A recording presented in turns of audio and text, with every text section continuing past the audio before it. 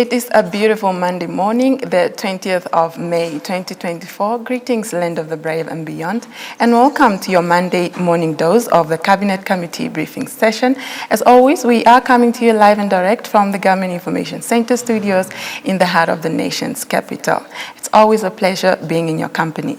Now, to our first-time viewers and listeners, you are tuned into the Cabinet Committee briefing session, a national platform initiated by the Government of the Republic of Namibia, emanating from the Government Communication Strategy rolled out late last year by the Ministry of ICT.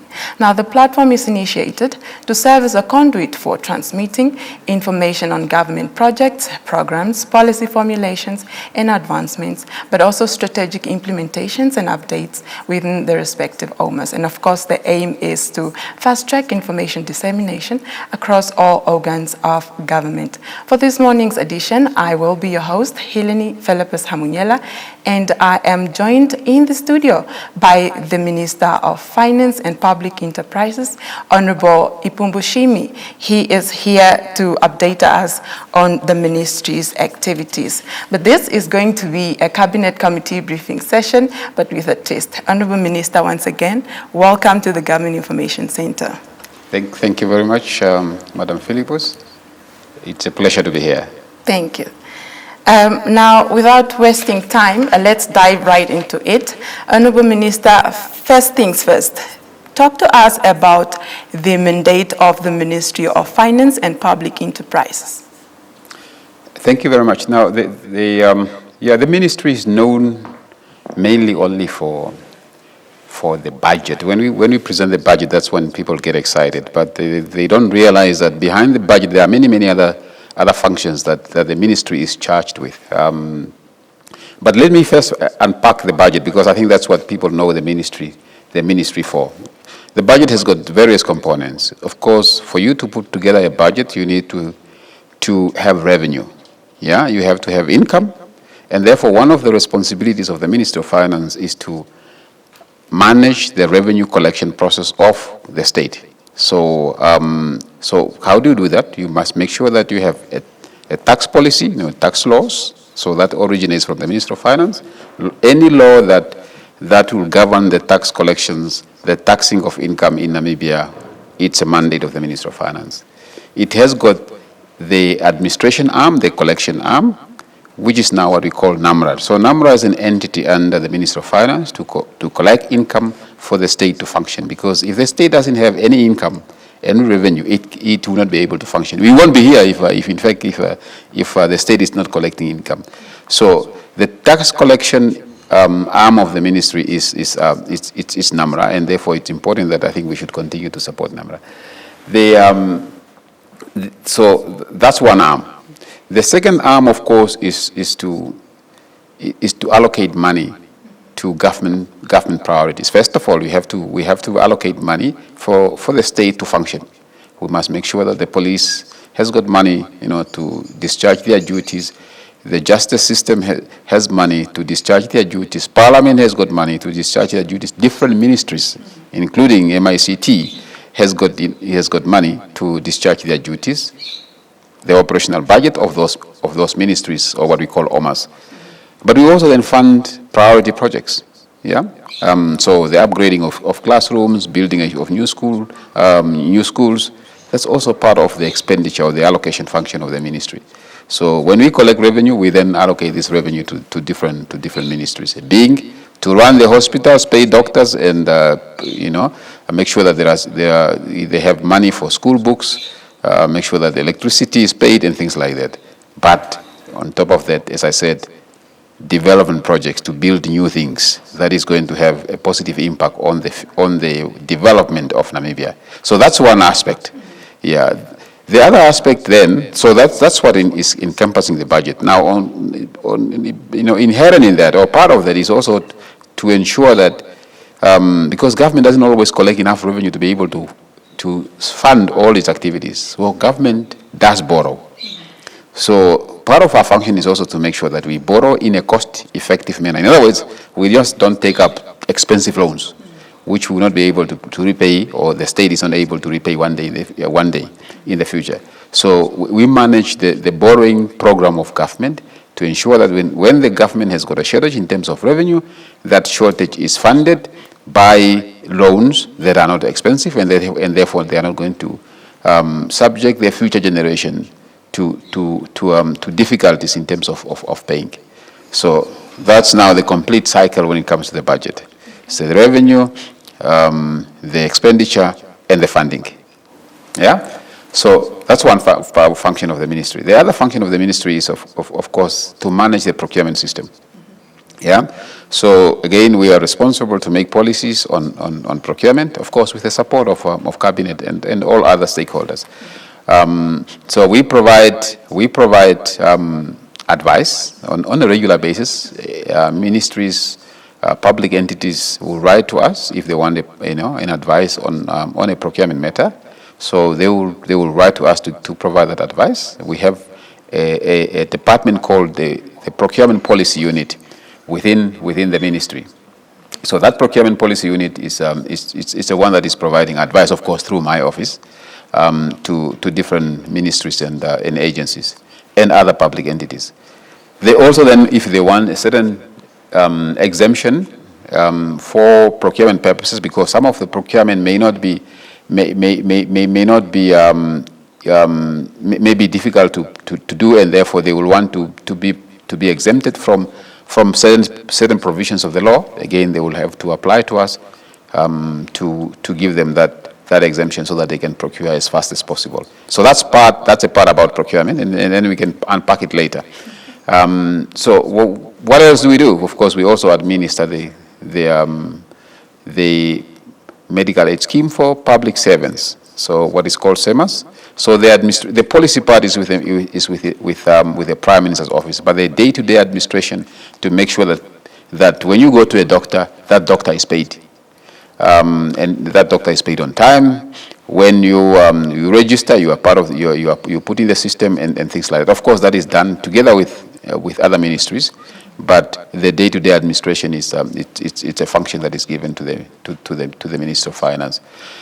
Our newest baby is public enterprises. That was a standalone ministry, but it has now been added to our functions, and therefore part of our jobs is to ensure that public enterprises are run in a cost-efficient manner or cost-effective manner. They are delivering on their mandate because they were established for a purpose, and therefore it's important for us to ensure that they are doing what they were established for. And they are properly governed, and therefore they are not putting the state in jeopardy, because if you are not properly governed, it means they will run to the state for the state to bail them out. So that's also an additional function of the ministry.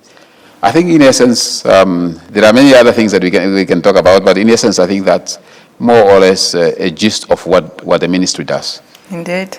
Quite a mouthful, but something to take home is that this ministry really is running, the country in all aspects as far as the finances of this nation is concerned. Now, Honorable Minister, you mentioned about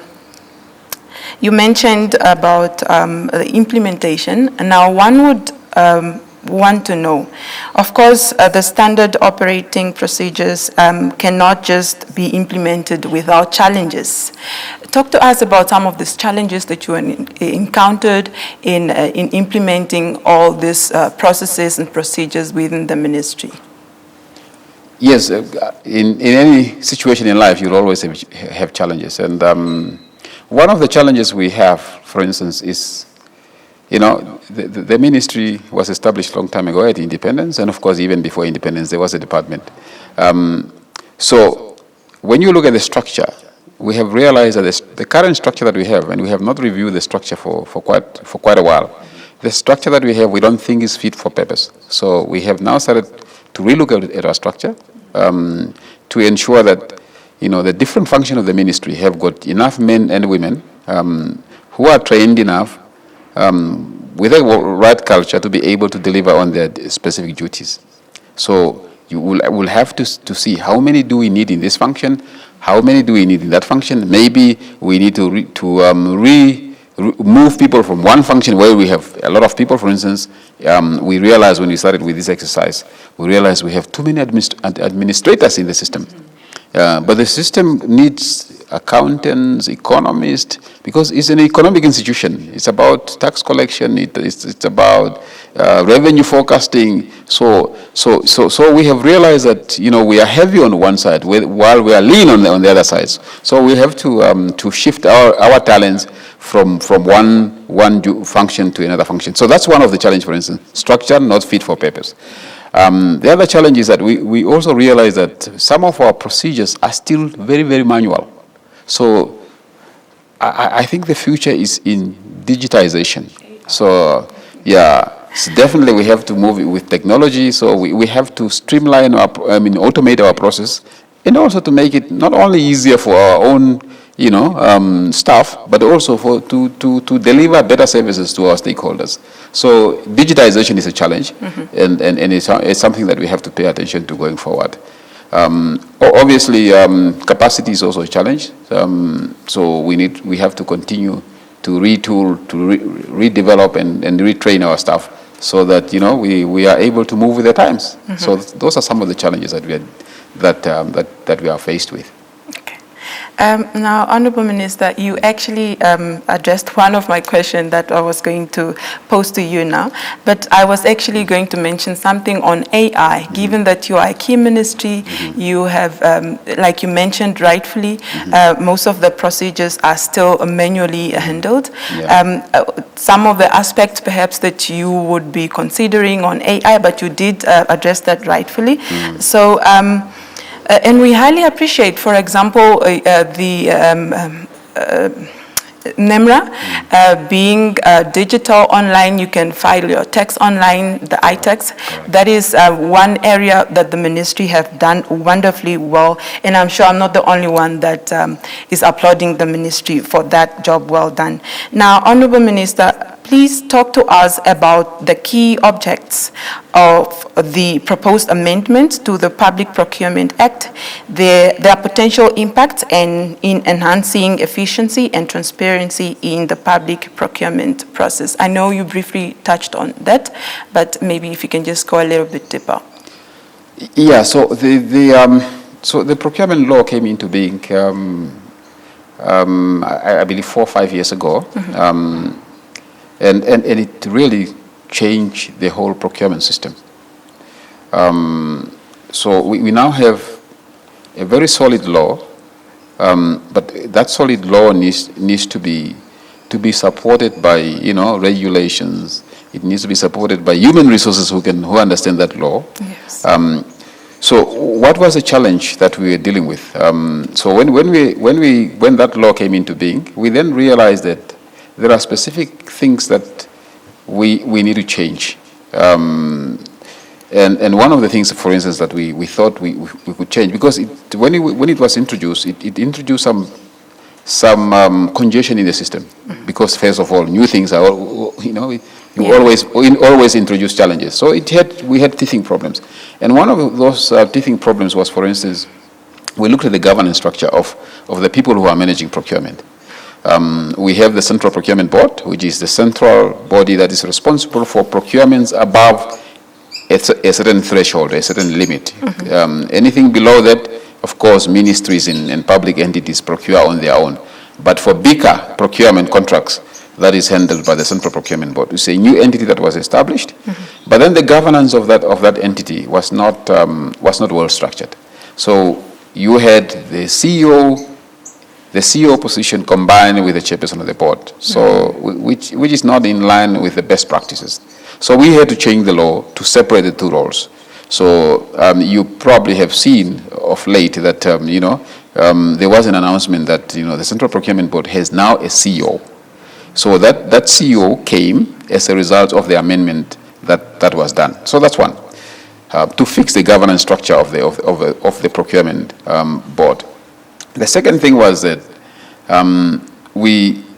government started developing a system to also procure on a long-term basis, and so that you just don't, because it's costly to procure every day for things like medicines, for instance. You want to have long-term contracts so that you can also save, because when you have long-term contracts, you negotiate better quantities. You can save on because you can get some discounts. But there were no proper regulations. First of all, the law was not very flexible on that, and therefore we had to change that part of the law. And secondly, of late now, when we started working on when we changed the law, we now had to work on regulation to allow, for instance, what we call framework agreements. And what is a framework agreement? A framework agreement is really to say, if I buy water, if I procure water, I don't have to be in the market looking for people to supply me water, every 3 months. It's costly, and you don't have the time for that. Yeah. So can you then sign up an agreement of a 3-year agreement with, first of all, of course, you have to advertise, this, that I'm looking for somebody to supply me water over the period of 3 years. People bid, and then you select somebody. That's just one way. So then you select a framework agreement. Then you sign an agreement to say, for the next 3 years, I'm just going to procure from you because you came out the best. So in the current system, we didn't have clear provisions that will regulate that, so that we can streamline the procurement process. Remember, I was talking about congestion in the past. Absolutely. Again, this will also help to unclog the congestion that is in the procurement system. So those are some of the areas that we're working on. The second thing I want to talk about in terms of procurement is what we call the Code of Good Practices. Now, the Code of Good Practices also came as a result of the reform that we have undertaken, which was launched in February 2023. Now, what is a code about? The code is really to support specific groups so that we strengthen these groups. Who are those groups? Number one group is that you want the procurement system to support SMEs, because SMEs, they are the blood of the economy. Yeah, they are the live. If you don't have thriving SMEs, you will not be able to grow businesses, and therefore in the future you will not be able to have big businesses, because some of these SMEs will become big businesses, employing a lot of people, and employment is a critical need in Namibia. So how does the code, in terms of the procurement law, support SMEs? The code says, if you are looking for a service or for a product, and you advertise, and if there's a competition between an SME and a big business, preference must be given to an SME. Even if the SME is a bit slightly expensive, you still need to favor the SME, as long as it is not too expensive. We have actually put a cap of 10%. Even if the price is higher than 10, it's higher, as long as it doesn't exceed 10%, you still need to give preferences to SMEs. So that's one of the group that has been prescribed in terms of the law, and therefore that gave the law that gave rise to the code. That's number one. The second group, in terms of the code of good practice, or that preference system, it's women. So again, if you have a company owned by women and another one owned by men, women must be given preference. Again, the logic is the same. Even if they're a little bit expensive, as long as they do not go beyond 10%, that bid must be given to a woman company. The third one is the local producer, again, because you want to support local production, because you want to create businesses. So if you have a foreign producer and the local producer, preference must be given to a local producer. So these are the specific groups that are catered for in the Code of Good Practices. Again, to use a procurement system, because government is a big buyer of goods and services in the economy, and therefore if it can use that muscle to support these specific groups, we believe this is the real empowerment that these groups need for them to thrive economically. So those are some of the recent reforms that we have made in the procurement space. All right. Briefly put. Now, Honourable Minister, the Ministry plays a pivotal role in positioning public enterprises within the Namibian developmental agenda. Please talk to us about that. Yeah, so the public enterprises are state entities. Yeah, they were established by the state to perform specific duties. So they have specific mandate. For instance, they are in the telecommunications sector, for instance. We have in the energy sector, power sector, so we have SOEs. They are in the transport sectors. We have Transnami, for instance, is an SOE in the transport sector, specifically rail transport. Yeah, so they are there to fulfill a specific duty or perform a specific duty. So now, what is the ministry responsible for? For instance, the ministry has to ensure that there's proper governance there, because almost everything rises and falls on governance. So if you don't have the right board that can help manage this business, it's going to fail. If that board is not able to recruit the right CEO, it's going to fail. So if, for instance, I'm just going to recruit my cousin or my family members who are not fit for purpose, that institution is going to fail. So the ministry is there to provide a policy framework, for instance, because the policy framework is a law. Ministry must make sure that that law is complied with by public enterprises. The ministry is also there to ensure that proper board of directors are appointed to manage this public, or to help manage this enterprise, because the management is the one that does the management on a day-to-day basis, but the board provides that oversight. Yeah, so the recruitment of the board, the appointment of the board is done by the ministry. Yeah, of course, with the endorsement of cabinet. So what do we want these entities to do? First of all, proper boards who are properly trained. So it's also our responsibility to make sure that they are properly trained. We want to ensure that they comply with the law, because the law has got specific requirements that have to be complied with, again, to ensure that this institution become effective, those who are not effective, and those who are effective practically, is just to continue improving.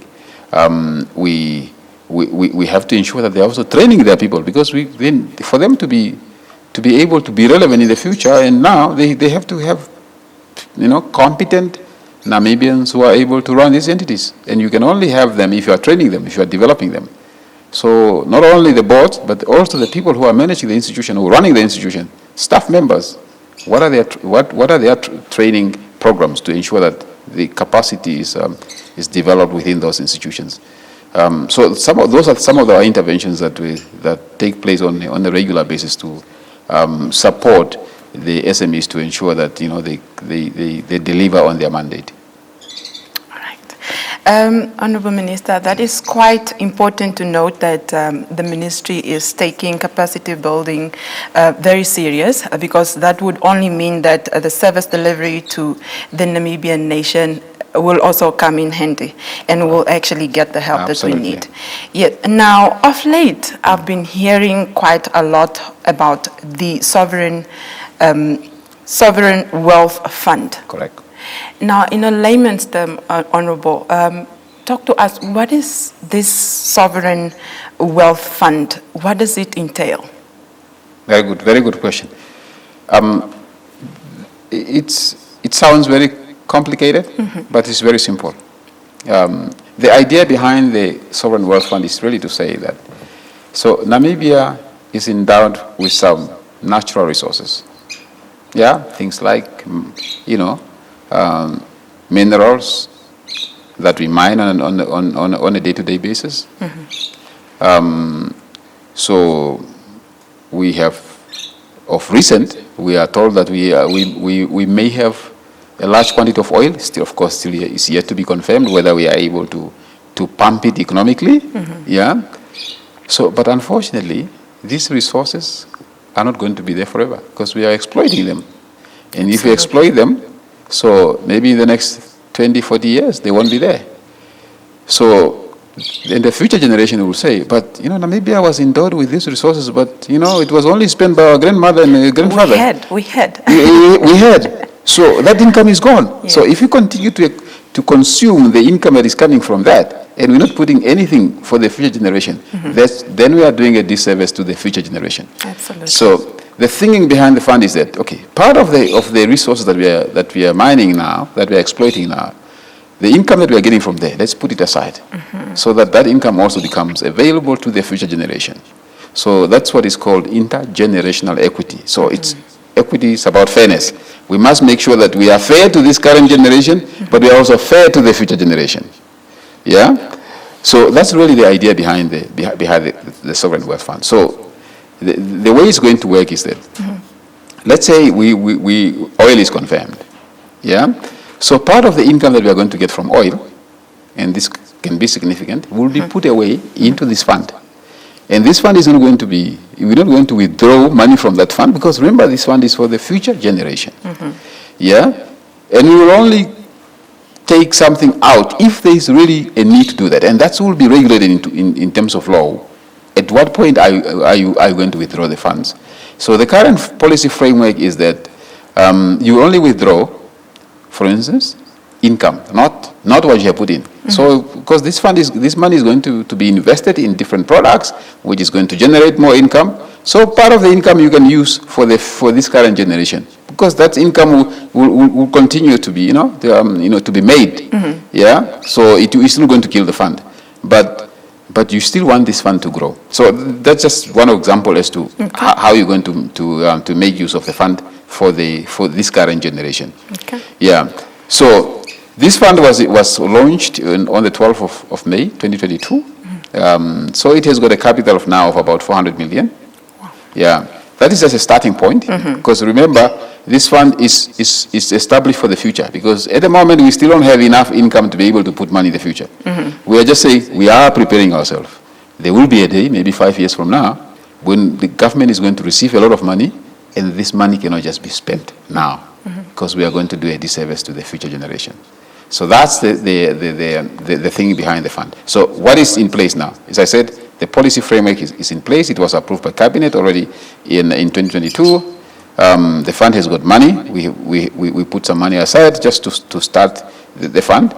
We are now working on the law. So of late, we have been talking to different stakeholders to share with them what is in the draft law, because the management of this fund has to be very strict. It shouldn't just be up to Ipumbu, who is the Minister of Finance today, to decide, I'm going to spend this money. No, it must be regulated by laws, so that everybody who is part of the management of the fund is directed by the legal provisions as to how this fund should be managed. So we have been going around talking to different stakeholders, the civil societies, members of parliament, people in the financial sector, and generally just Namibians on what should be in this law. So we are now done with this process. We have consulted key stakeholders. So we have a draft law, and I believe probably this week or in the next few weeks, we are going to submit that law to cabinet. Of course, after cabinet, it will then follow the normal legal process with a cabinet committee on legislation, drafting, parliament, then it becomes law. So that's where we are. All right. Yeah. Namibia, aren't we lucky to have such considering leaders who are actually busy planning for our futures or for our future already now, and not just spending everything all at once, and then when the future generation comes, there is nothing left for them to live on. We should applaud the Ministry of Finance for that job well done. Now, Honorable Minister, I would like to know, you mentioned that, of course, there are new sectors that like the green hydrogen and the new petrol, fuel? Yes, that is just discovered. Yeah. Are there other sectors within the Namibian country that we maybe can consider to also, make a contribution to this very important fund? Correct. That's a good question. First of all, thank you for the congratulatory message. And that's not for the ministry. That's actually for the whole government. So I think this has got the support of the whole government, and especially our former president, our current president, they are fully behind these ideas. So, yes, the idea is not only to fund it with oil money. The idea is actually to fund it with all the natural resources that are not renewable. So, and I want to underline the word not renewable. So, for instance, when we are mining, for instance, uranium, for instance, government gets different kinds of income. One of which is it's a royalty. A royalty is that whenever you are mining, you have to pay a certain percentage of the revenue from that, from your mining produce, and not necessarily profit, but just revenue. That has to be paid to government as a tax. So we are now saying that a certain percentage of that must go into the fund. It must not just be used by the current generation, must go into the fund to become part of the money that is going to be available for the future generation. So because it's a renewable resource, uranium will not be there forever. So, and therefore that uranium of today must be shared by all the generations to come.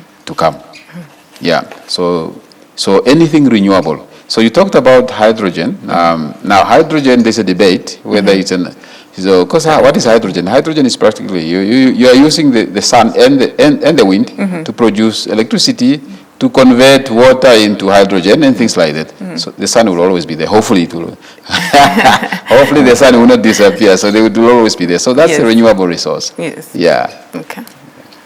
All right. And now, Honourable Minister, I'm sure this one will have all the public servants glued on their chairs. Talk to us a bit on the new tax amendments and what it means to taxpayers. Very good.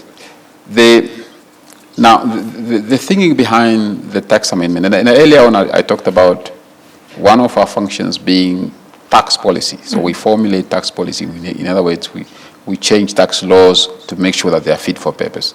So we reviewed some of our tax laws, especially when it comes to income. We realized that we have not really reviewed our income tax law for income earners, like salary earners, for quite a long time.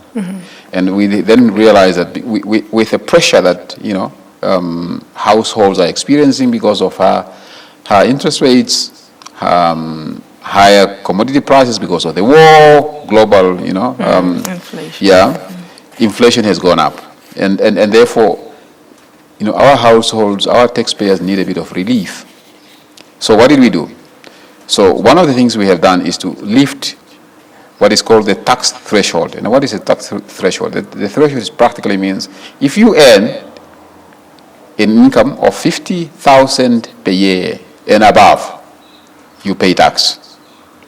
If you earn below that, you don't pay tax. That was the threshold or the limit up to now. So we have now lifted that limit to 100,000. We double that. So which says then, if you earn an income of less 100,000 or less, you're not going to pay tax. Yeah. So and that benefits everybody, not only those who earn less than 100,000. So it means you who earn more than 100,000, your first 100,000 income will not be taxed. And I think you'll probably be looking forward to get some tax tax refund in the future. Yeah, but now people are asking me, when are we getting our tax refunds? Because this is effective from March this year. Yes. Yeah, but unfortunately, you have not yet seen your refund coming in. Exactly. Or you seeing yourself paying less tax, because it means it means you are going to pay less tax than before. Yes. Yeah, because tax is a law. So we only made this announcement when I tabled the budget, but the law still has to be crafted. So we have crafted the law now. So the law went to cabinet, went to the legal drafters, is now sitting with the legal drafters. So the legal drafters will make sure that it's in the legal language. Once that happens, it's approved by the Attorney General on its way to Parliament. Once it's approved by Parliament, then it becomes, of course, National Council, signed into law by the President. It's still a long chain of things that we have to follow. Signed into law by the President, and then it becomes law. So that's when you start to see your tax being lower. Okay. Yeah, and we are hoping that maybe by October, this whole process will have been finalized, so that you can see a lower tax rate, and the relief that we want you to get is now going to be there for you, and you may also get some tax refund, because remember it started in March and you were still paying this tax. That tax is going to be refunded. So that's one of the things that we have done. The other things, of course, we want to encourage employment creation. So we have reduced what we call the company tax, so that companies pay less tax.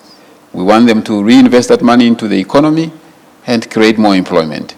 The other thing that we have done, which is also good for households, for instance, is to increase the tax that people pay when they are buying houses. At the moment, when you buy a house, which is above 600,000, you have to pay a levy, the transfer levy or transfer fees. Transfer costs. Transfer costs. We have now lifted that to 1 million, and therefore you are no longer. If you buy a house below 1 million, you don't pay that tax. Again, that's the idea. The idea is really to ensure affordable housing, because if you pay this tax, it becomes part of the cost. Absolutely. Yeah. So and really allow people to have access to housing. So those are some of the tax amendments we have done. Of course, there are more. We have also announced that we are going to reduce tax for SMEs. Yeah. Significantly, because at the moment they pay 32, or they're going to pay 32%. We are going to reduce that to 20. The idea, again, is to support SMEs. As I said, SMEs are the engines of any economy, and therefore you want to handhold them, you want to support them. That's why we're also reducing the tax rate for SMEs. Okay, so take away from there, if you are a business owner and you make a profit of 100,000 Namibian dollars, there is no tax for you. That's for individuals. This is not for companies. For individuals? This is for you and me. Okay. The salary earners. Salary earners. Salary earners, okay. Yeah. I stand corrected, Honorable. Yeah. And then if you are opting to acquire a property that is 1 million and below, you will not be charged transfer costs. Yeah. Such a relief. I'm sure most young adults will now be buying properties, especially given that relief of properties below 1 million, no transfer costs. Yes. Now, Honorable Minister, I earlier on came across a new term that I'm not quite familiar with. I'm hoping that you school me on this one. The new financial sector strategy. What does that entail, and what exactly is it about? Very good.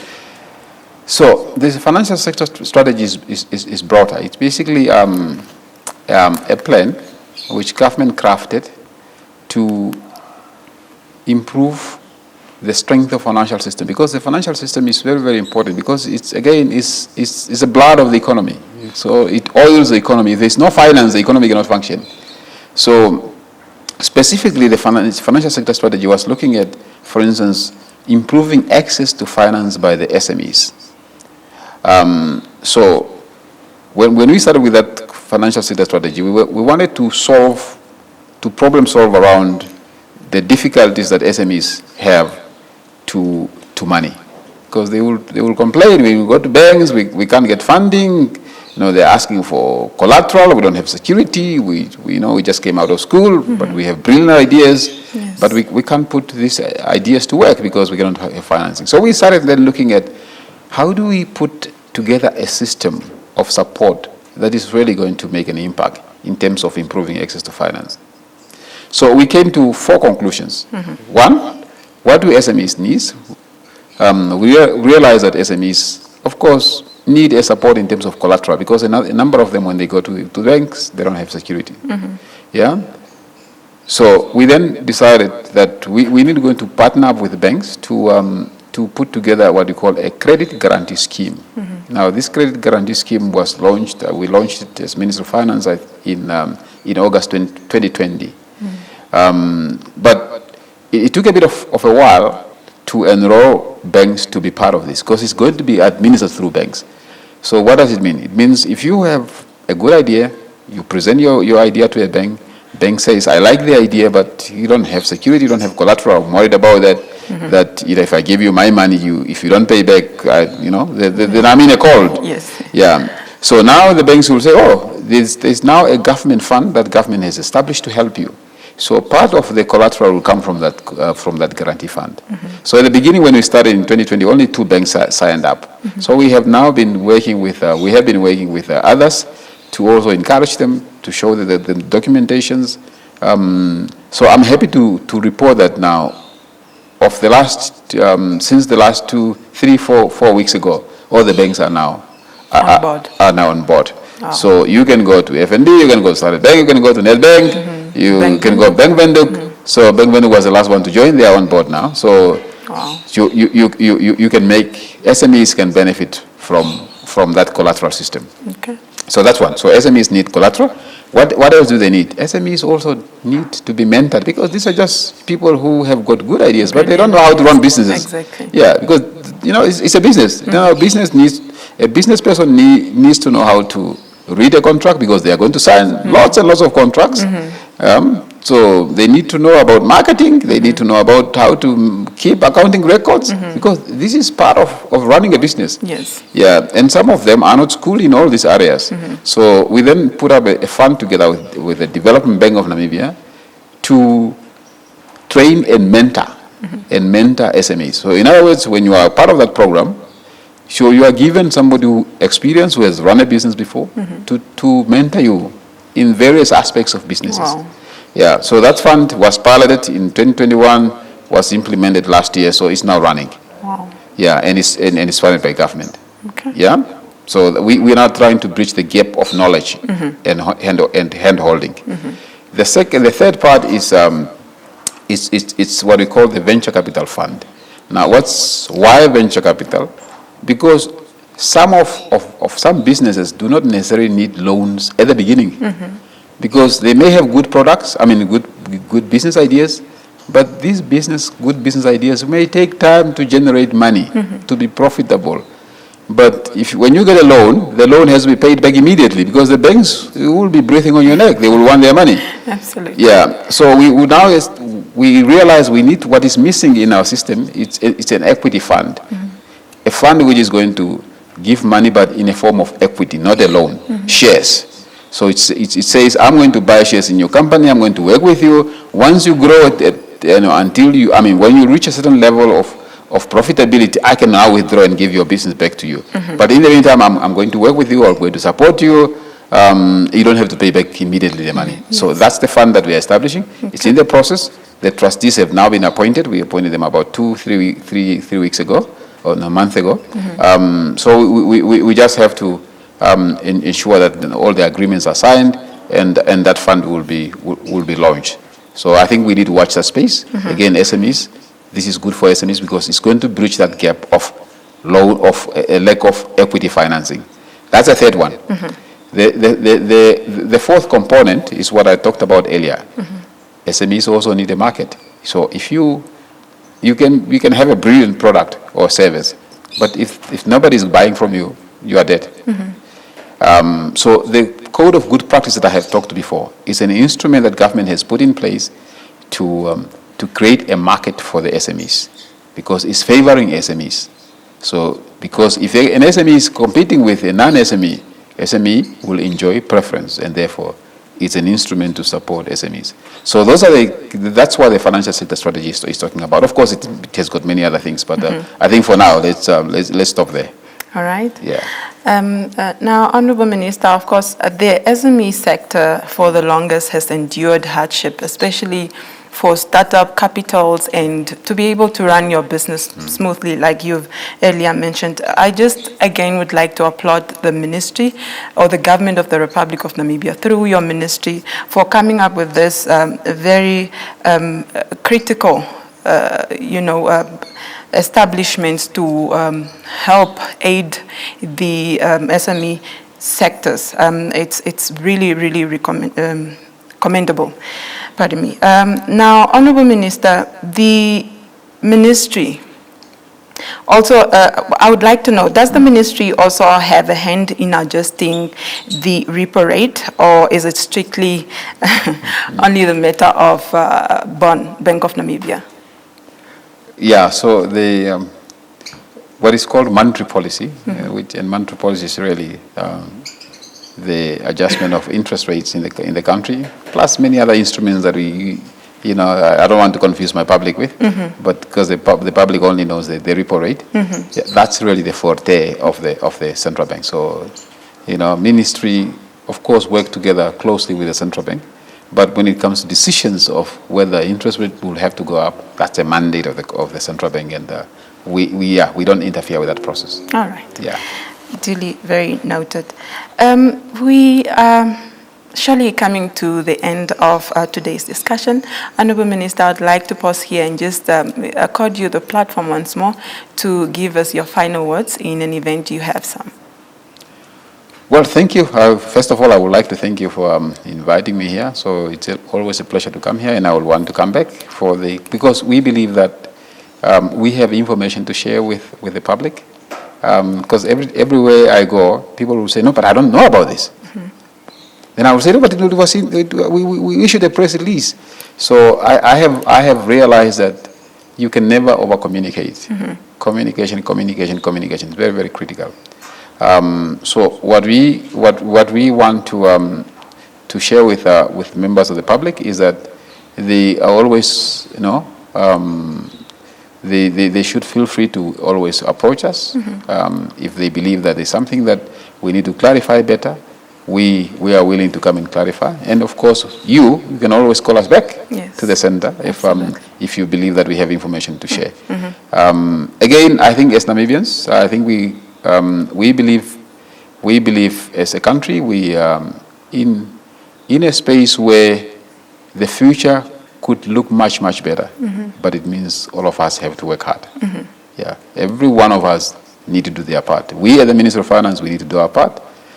You at MICT, you need to do your part. Everyone else has to do his or her part, whether you're a student or not. So my call to Namibians is that we must stick out our neck and do our parts. Absolutely.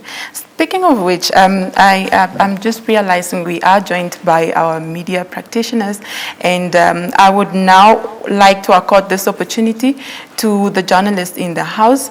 Please briefly introduce yourself and the media house you represent this morning, and briefly put your questions to the Honourable Minister. Yes, yes. You have the platform. Good morning, Honorable.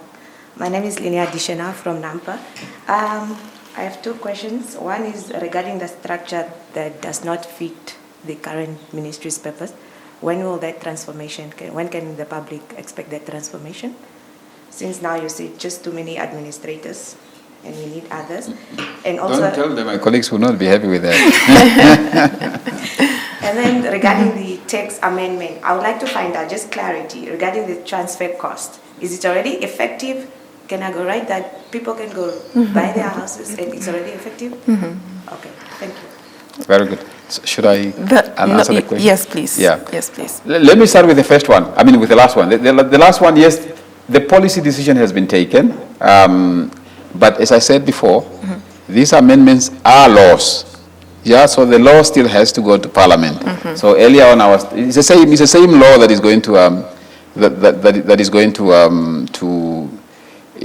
going to Parliament. That is being developed by the legal drafters. Yeah, so it's a package. Yes. Yeah, okay. It's Transfer Act, the income tax. Mm-hmm. All these laws will have to be amended, and these are the laws that the legal drafters are busy with now. Because we have done our drafting part, but of course we are not the legal drafters. Mm-hmm. They are now busy fine-tuning it to fit the legal language. Mm-hmm. So I'm hoping that by October, these laws will have been approved by Parliament, and therefore people can then buy their houses without paying the transfer duties if the house is below that limit of 1 million. Okay. Yeah. The second part, the second question, yes, the structure of the ministry, we are busy. We actually have a structure that we have presented preliminary to the public sector because there are so many stakeholders in this process. Mm-hmm. First of all, we have to present a structure. We have to sell it to the Public Service Commission because that's our responsibility to approve this. But before you do that, there is now a requirement that you have to do an assessment that is going to determine how many people do you need in a specific function. So in other words, you have to study what they are doing now, how much time do they spend on a specific process. So maybe instead of needing 3, maybe only 2 after doing that assessment. So we are now doing what is called a time studies to try and convince public. When we go to public service, we can say, yeah, in this specific function, we need 5 because we have done the assessment, and this is what the assessment concluded. So that process will be starting soon. So we are hoping to do it maybe within the next 3 months or so, and then once we are done with that, it can then go to public service. So my hope, before the end of this financial year, we'll want to have that structure approved. Okay. Yeah. Linnea, I hope you are happy your questions were addressed. All right. Now, Namibia, this is all the time that we had for today's discussion. Please do join us again next time when we will have another fruitful discussion here at the GIC. From myself, Hilani Felabosa Munyela, and the entire GIC production crew, until next time, take care.